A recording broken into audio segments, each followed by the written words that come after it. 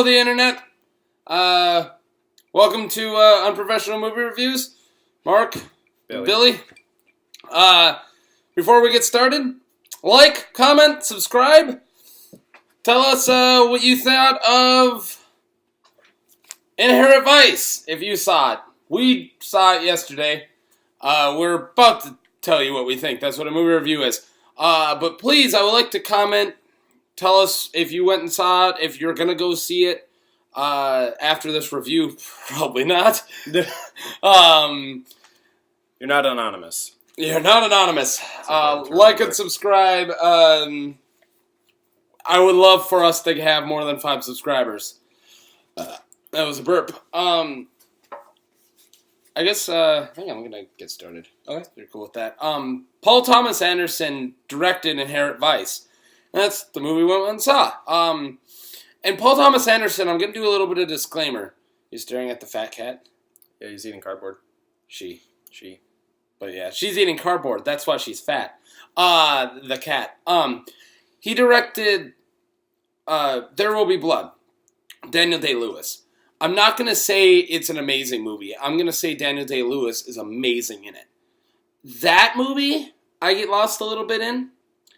I'm gonna get to that in a second. But and then there's Bogey Nights, Mongolia, and then Magnolia, not Mongolia, Magnolia, and The Masters. Other movies he did that, pretty good. A lot of them get Oscar buzz. I think Bogey Nights is my favorite. You ever see Bogey Nights? Boogie Nights? Bogey, whatever, same thing. No? I've seen There Will Be Blood like a million times. Yeah. Now I said I get a little lost with There Will Be Blood. Now, this movie, Inherent Vice, was a mess, in my opinion. I got beyond lost. This is a really good director, and you can't win them all. You can't. He made some really ridiculous choices, and this movie, it's chock full of positives and negatives. I feel like I'm just jumping right in the negatives. I'm going to try to do my positives. Positives. Really good performances. Amazing performances. Josh Brolin's good in it. You might like Josh Brolin, do you? Yeah, he's alright. I don't, but he's really good in this. Joaquin Phoenix is Joaquin Phoenix. One of the better actors of today.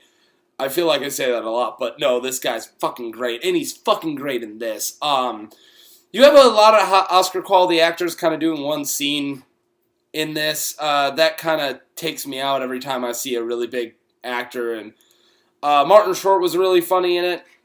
He's only in it for like 5 minutes. Yeah, 5 minutes. They were a good 5 minutes. Other positives. Shit. Good cinematography. The pictures in it were really gorgeous. Really good comedic timing in a lot of the scenes, mostly Joaquin Phoenix. There's some pretty funny scenes with Josh Brolin too. Physical comedy. Yeah. A lot of physical comedy. Like early Jim Carrey physical comedy. Like Joaquin Phoenix cowering when people are messing with him and stuff like that. PD. You would have saw it in a trailer when he walks by a corner and somebody hits him with a bat, and as he turns, he kind of does a kung fu pose as he falls. Or when he disproportionately gets sent flying when a LAPD officer shoulder checks him. Mm-hmm. Okay. You got any more positives? More positives. Some of the dialogue was really good. Just in general, I don't really have any specifics for you. Some of the dialogue, as we'll get to in the negatives, is really bad. But great cinematography, good direction, great performances. A positive for me. Positives. Yeah, what you were saying with the dialogue. This, I'm going to get more into this in my negatives, but this movie wasn't poorly written when it comes to dialogue. The conversations are decently good. They're pretty good. And especially if you could take a few scenes of this movie, if I showed you like a clip of this movie and I planned it right, you would think this is going to be one of the better movies of the year, because there are scenes in there where you're just really like, whoa. There's some really good moments. And that's why I'm not going to give this movie a 0. Because there's really good moments, and those are moments. We can go ahead to our negatives. I'm done on my positives. Okay, yeah. Negatives. this, as I already said, this movie is an absolute mess. Cohesive is what I'm going to go with. This movie doesn't stick together. It tells you the main plot in the beginning like it's spelled out like we're fucking preschoolers by some character. I don't even know who she is. The narrator. Half the movie. Yeah, like half the movie is this narrator, and he keeps hanging out with her, and I don't even know who she is. Some friend, at least state that. They're fellow dopers. Fellow dopers, I guess, and they're potheads in the 70s. And it doesn't stick together. Like, it tells you the plot, and then I'm following the plot a little bit, and then he's off doing this, and he's off doing this, and he's off doing that, and every time he's walking to this building, I'm ready to look at Billy as we're watching this, and I'm like, why is he going here? Right. Why is he in this building? What's his motivation right now? There are a lot of the relationships in the really messy, what's the word that I used last night? It was, oh, I don't know. I can't think. Oh, well, I'll get to that later. But there were a lot of relationships in the movie that didn't make sense. They're really inconsistent. No. Like the relationship between Doc and Bigfoot, that didn't make any sense at all. Josh Brolin's because Bigfoot. They were really cordial to each other and almost friendly, and then at one moment, and then at another moment, he's literally beating the shit out of him. Yeah, and I don't understand what he gets arrested for, because he gets arrested like 9 times in the movie. Yeah. And it doesn't always make sense why he's being arrested. Now there's surreal, and this is not a positive. I might say these words about other movies who act like they're trying, but there's surreal moments and scenes that make fuck all sense. Zero fucking sense. This is supposed to be a serious movie. One of the first ones I noticed was Martin Short's gonna go fuck his secretary, and he just takes his pants off in the middle. Why would a dentist who's entertaining a guest who he doesn't know just rip it? I understand if he's gonna go bang, he's gonna go bang. The company's not good, but he just rips his pants off and like walks like. I was like, okay, that's kind of weird. A dentist is like that. Okay, yeah, I'll let that go. And then there's a scene, mild spoilers, there's a scene where Doc, the main character, Joaquin Phoenix, is getting out of the building, and he just jumps up on this cop car. Yeah, that's what I'm talking about. Yeah, what? Why did he do that? He knows that Bigfoot is there to arrest him, yeah. But it's never explained to us why. Why? So he tries to flee by running over the cop car. That why he jumped on him? Okay, but still, it made no sense to me. Right, exactly. And then he comedically, rolls in a ball as... Josh Brolin just stomps on him and tosses him around. Yeah, it was funny, but it made no sense. And now that's going to be a bigger spoiler. Go ahead, spoilers. Last scene, it doesn't give anything away because this movie doesn't have a fucking linear story. No. I could tell you this scene, you can know it the whole time, but you won't get it when it happens, just like how I didn't. Doc is smoking weed, and he busts it. Josh Brolin busts into the door down, takes his joint after they talk, and then he just eats it. He eats the joint. Yeah, after he smokes, he eats the joint, and then he just goes on and eats the rest of the weed. Yeah, and it was funny. An entire big ass plate full of just seeds and stems. 70s weed. Yeah, and it was funny, but what the fuck? Why is that going on? And it doesn't.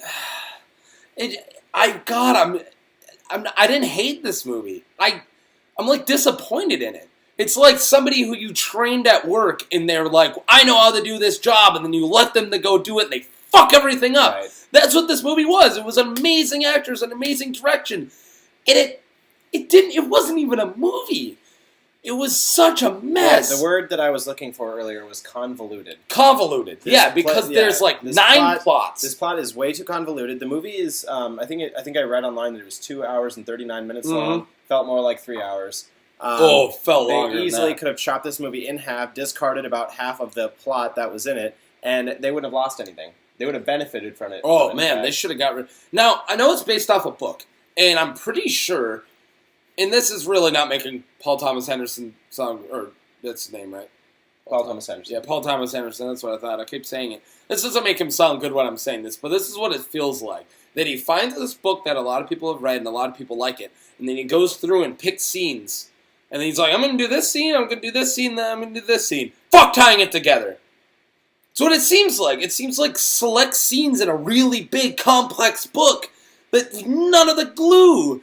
And it's like going from one weird nicely acted scene, well acted scene to another, and I turned to him and I was like, this proves decent writing and amazing acting can't make a movie. Mm-hmm. You need storytelling.